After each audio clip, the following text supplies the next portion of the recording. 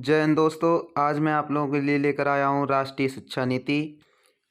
आप लोग हमारे चैनल पर नए हैं तो चैनल को सब्सक्राइब करें, बेल आइकन की घंटी दबा लें, जिससे कि जब भी वीडियो डाली जाए सबसे पहले आप लोगों के पास नोटिफिकेशन पहुंचता रहे। तो आज हम करेंगे राष्ट्रीय शिक्षा नीति पर बात। राष्ट्रीय शिक्षा नीति से बहुत सारे क्वेश्चन बनते हैं। सीटेट में जो अभी है सीटेट, उसमें सबसे ज़्यादा क्वेश्चन यहाँ से बनेंगे। राष्ट्रीय शिक्षा नीति की बात करें तो धीरे धीरे मैं सारी शिक्षा नीति की वीडियो धीरे धीरे से डाल दूंगा।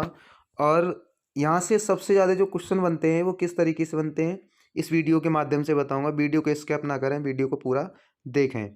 और हमारे जो भाई बहन हैं पढ़ने वाले, उनके लिए ज़्यादा से ज़्यादा शेयर करें ताकि वो लोग भी पढ़ सकें। और आप लोग 4 भाई बहन को बताएं कि यहाँ चंद्रा कैरियर पॉइंट एकेडमी पर तैयारी कराई जा रही है, जिससे कि सभी लोगों को यहाँ से सीटेट का इन्वायरमेंट ईवीएस मिल सके। ठीक है, चलिए यहाँ से आज स्टार्ट करते हैं। तो बात करें राष्ट्रीय शिक्षा नीति की, तो राष्ट्रीय शिक्षा नीति नेशनल एजुकेशन पॉलिसी है। जो नेशनल एजुकेशन पॉलिसी है वो क्या है? 2020 शिक्षा के क्षेत्र में नई क्रांति लाने के लिए नई शिक्षा नीति 34 साल बाद बदलाव किए गए हैं। क्या किए गए हैं? 34 साल बाद बदलाव किए गए हैं। यह नई शिक्षा नीति ISRO के पूर्व चीफ डॉक्टर के कस्तूरी रंगन की अध्यक्षता में तैयार की गई है। किसके अध्यक्षता में तैयार की गई है? अगर नई शिक्षा नीति ISRO के पूछ ली जाए तो कौन है? डॉक्टर के कस्तूरी रंगन है। ठीक है, अब बात करते हैं आगे। तो नेशनल एजुकेशन पॉलिसी 2020 वर्ष 1968 और वर्ष 1986 के बाद स्वतंत्र भारत की तीसरी शिक्षा नीति होगी। क्या होगी? तीसरी शिक्षा नीति होगी। अब बात करें आगे NEP की, तो NEP 2020 के तहत केंद्र व राज्य सरकार के सहयोग से शिक्षा क्षेत्र पर GDP के 6% हिस्से के बराबर निवेश का लक्ष्य रखा गया है। NEP की फुल फॉर्म क्या होती है? National education policy. National education policy ये जो लिखी हुई है यहाँ, ये NEP की फुल फॉर्म है। ठीक है, अब बात करते हैं आगे। कैबिनेट द्वारा MHRD का नाम बदलकर एजुकेशन मिनिस्ट्री करने को भी मंजूरी दी गई है। ठीक है, मानव संसाधन विकास मंत्रालय को अब शिक्षा मंत्रालय के नाम से भी जाना जाता है। पहले जाना जाता था मानव संसाधन विकास मंत्रालय के नाम से, और अब जाना जाता है शिक्षा मंत्रालय के नाम से। ठीक है, अब बात करें आगे की, तो वर्ष 2030 तक अध्यापन के लिए न्यूनतम डिग्री योग्यता 4 वर्षीय एकीकृत BEd डिग्री का होना अनिवार्य किया जाएगा। ठीक है, पहले क्या था कि 4 वर्षीय ना होकर इंटर हाई स्कूल से ले लिए जाते थे, पर अब नहीं है ऐसा। नियम चेंज कर दिए गए हैं। जो 4 वर्षीय डिप्लोमा, मतलब कि 4 वर्ष का या 2 वर्ष का जो अब डिप्लोमा है उसे जरूरी है। ठीक है, नई शिक्षा नीति के तहत MPhil को समाप्त कर दिया गया है, और MPhil समाप्त कर उसकी जगह क्या लगा दिया गया है? शिक्षा नीति में PhD लगा दिया गया है। ठीक है, PhD जोड़ दिया गया है नई शिक्षा नीति के तहत, और MPhil इसमें समाप्त कर दिया गया है। अब बात करते हैं स्कूल की शिक्षा की बात। तो यह नीति वर्तमान की 10+2 वाली स्कूली व्यवस्था को 3 से 18 वर्ष के सभी बच्चों के लिए पाठ्याचार और शिक्षण शास्त्रीय आधार पर 5+3+3+4 की नई व्यवस्था में करने की बात करती है।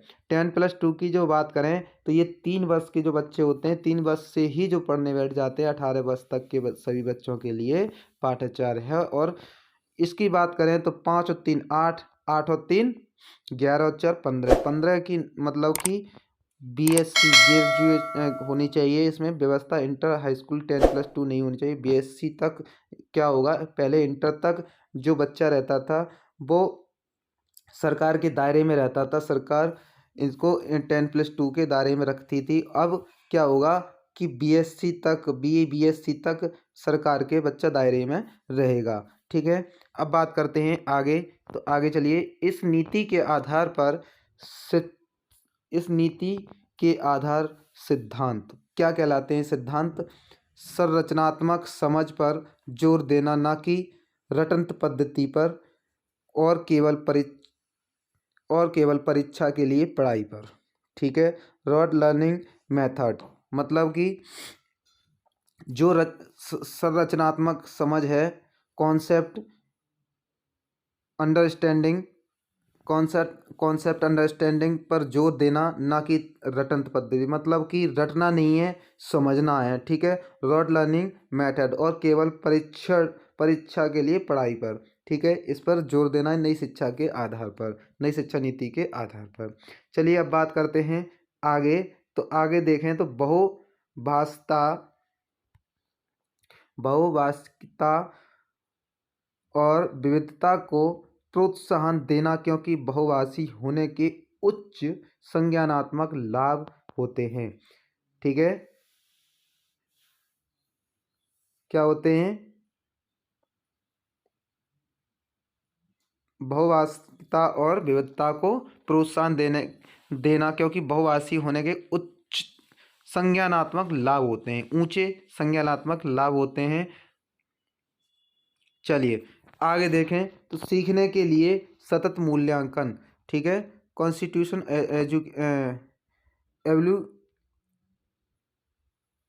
कॉन्स्टिट्यूस एप्लीकेशंस पर जोर देना, कि मतलब कि साल के अंत में होने वाली परीक्षा को केंद्र में रखकर शिक्षण हो या मूल्यांकन का उद्देश्य बच्चों को सीखने की प्रक्रिया में मदद भी करता है।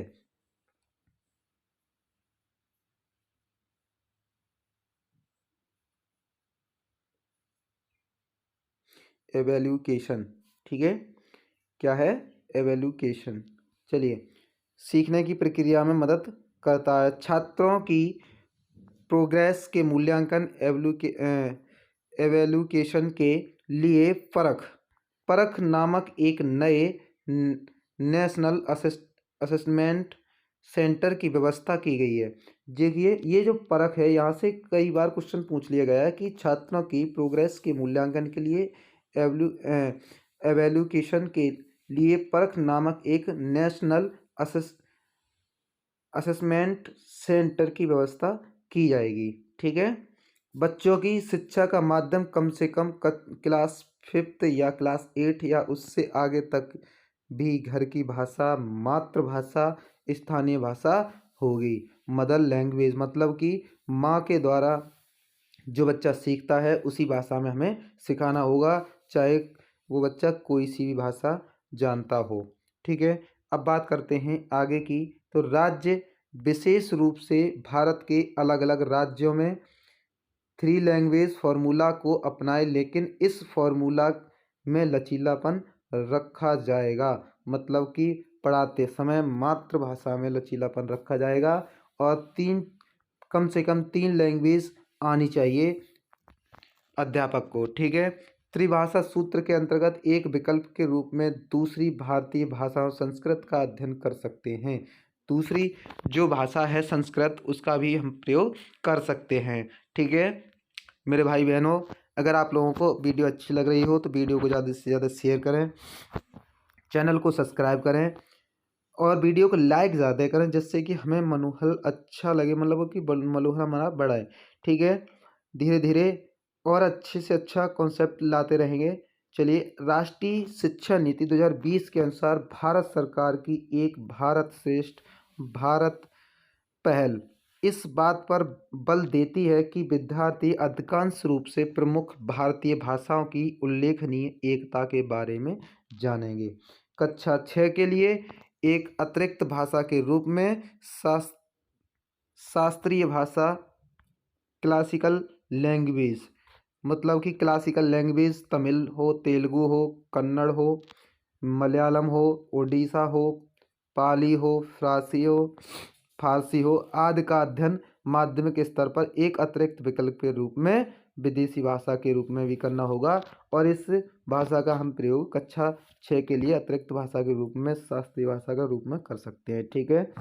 और एक माध्यमिक स्तर पर अतिरिक्त विकल्प के रूप में विदेशी भाषा का कोरियन, जापानी, थाई, फ्रेंच, जर्मनी, स्पेनिश, पुर्तगाली और रूसी का अध्ययन भी कर सकते हैं। ठीक है। हर बच्चे की विशिष्ट क्षमताओं को रचनात्मक तार्किक सोच, नवाचार और समालोचनात्मक चिंतन, ठीक है, स्ट्रैटेजिकल थिंकिंग की पहचान करना और उसके समग्र विकास के लिए प्रयत्न करना। ठीक। अब बात करते हैं आगे। तो आगे देखिए, समावेशी शिक्षा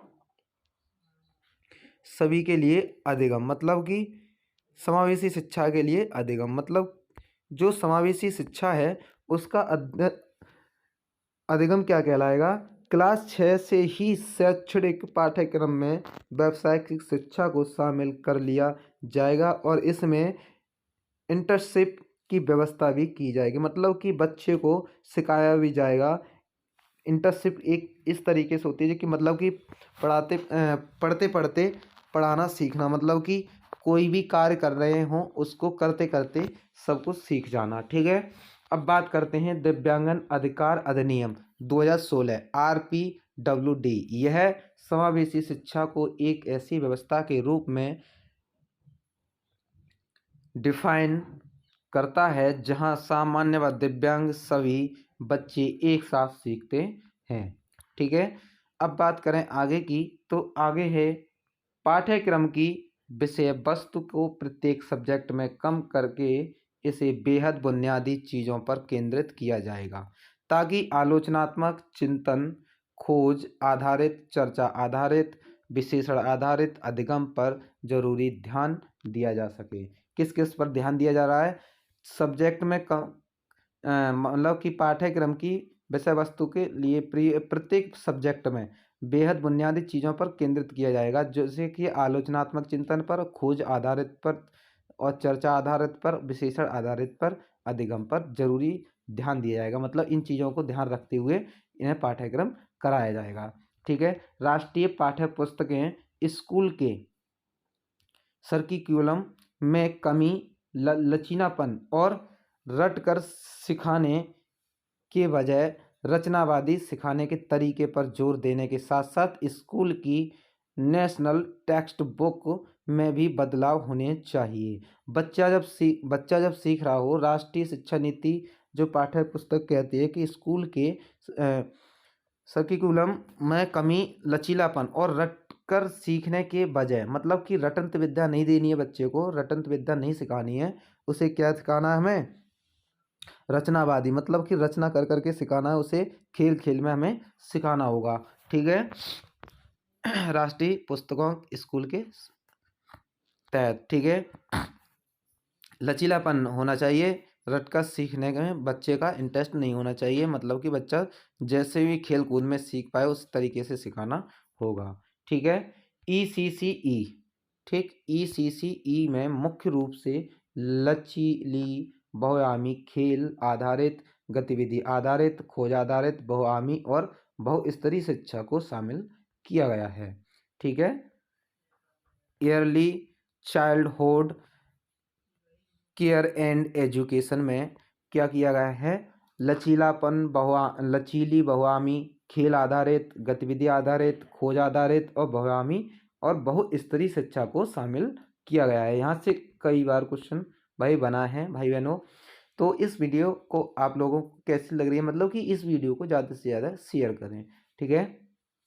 चलिए, स्कूल की तैयारी मॉडल। ठीक है। यह एक 3 प्रकार के महीने की प्ले आधारित है मॉडल है जो NCERT और SCERT द्वारा उन बच्चों के लिए बनाया जाएगा जो क्लास 1 में एडमिशन के कुछ ही हफ्तों में फर्स्ट बार अपने सहपाठियों से पे चढ़ जाते हैं। मतलब कि बच्चा जो छोटा होता है तो क्या होता है कि उसे मतलब कि जो छोटे-छोटे बच्चे होते हैं पहले एनसी मतलब कि जो बच्चा हो जाता था 5 साल का बच्चा हो जाता था तब हम पढ़ाने बैठाते थे। अब क्या है कि बच्चा 3 साल में ही पढ़ने बैठ जाता है। तो जो बच्चा होता है वो खेल-खेल में ही सीखता है। मतलब कि जो बच्चा जाता है पढ़ने के लिए वो क्या होता है मतलब कि बच्चा इतना नहीं जानता है कि मतलब कि आ कैसे बनता है और ई कैसे बनती है। बच्चा क्या करता है कि बच्चा बस वहाँ घूमने जाता है, बच्चों के साथ खेलता है, खेल-खेल में ही सारा कुछ सीखता है, ठीक है? बच्चे को जो छोटा बच्चा होता है 3 साल का बच्चा होता है उसे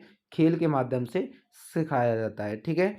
चलिए अब बात करें एनसी एनईपी की। एनईपी के अनुसार लर्निंग मतलब कि अधिगम प्रयोगात्मक एक्सपेरिमेंटल होना चाहिए जिसमें स्वयं करके सीखना लर्निंग बाय डूइंग और प्रत्येक सब्जेक्ट में कला और खेल को एकीकृत किया जाए। अभी मैंने बताया कि अधिगम मतलब कि प्रयोगात्मक होना चाहिए मतलब कि एक्सपेरिमेंट होना चाहिए जिससे स्वयं करके सीख ले बच्चा मतलब स्वयं करे और स्वयं सीख ले। खेल खेल में उसे खिलौना देना चाहिए जैसे कि मतलब कि मान लीजिए आपने खिलौना दिया और उसको 3 खिलौने दिए उसमें बच्चा सीखा कि 1 2 3 तो उसमें क्या सीखा गिनती सीखा बच्चा। तो खेल खेल में ही तो सीखा भाई। खेल खेल में मतलब कि प्रयोग करके सीखना चाहिए कला होनी चाहिए खेल, ठीक है?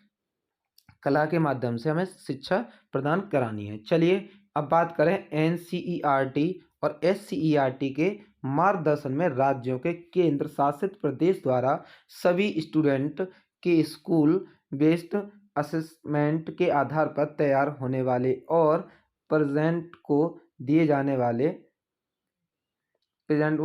वाले प्रोग्रेस कार्ड को पूरी तरह से नया रूप दिया जाएगा, ठीक है?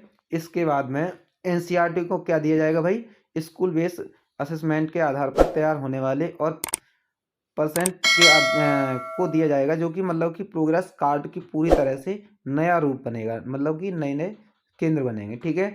अब बात करते हैं यहाँ यह प्रोग्रेस कार्ड प्रगति पत्र मतलब कि एक समग्र 360 डिग्री बहुआयामी,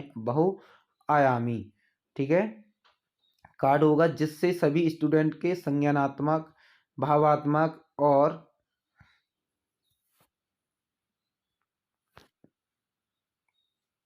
मतलब कि यह प्रोग्रेस कार्ड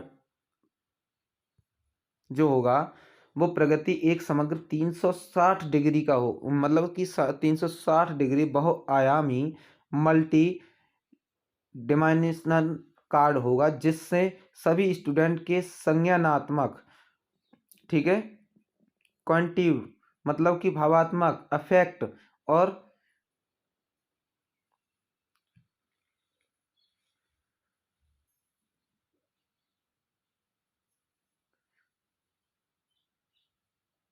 जो इफेक्ट होंगे बच्चे के अंदर भावात्मक में मतलब विकास का बारीकी से किए गए विश्लेषण का विवरण स्टूडेंट की विशेषताओं में सम्मिलित किया जाएगा। मतलब कि एक जो कार्ड होता है बच्चे को वो उस संज्ञानात्मक भावात्मक मतलब कि सोचने और भाव मतलब प्रकट करना उस तरीके से बच्चे को सिखाया जाएगा। यह प्रोग्रेस कार्ड एक प्रगति पत्र होगा, ठीक है? अब बात करते हैं आगे। चलिए आगे यहाँ तक आज ख़त्म होता है। तो आज हमारी वीडियो आप लोगों को कैसी लगी? तो वीडियो को अगर आप लोगों को पसंद आई है तो आई होप वीडियो को लाइक करें, शेयर करें एवं सब्सक्राइब करें। वीडियो को ज़्यादा से ज़्यादा शेयर करें जिससे कि जब भी वीडियो डाली जाए तो आप लोगों के पास नोटिफिकेशन पहुंचता रहे। चैनल को सब्सक्राइब करना ना भूलें।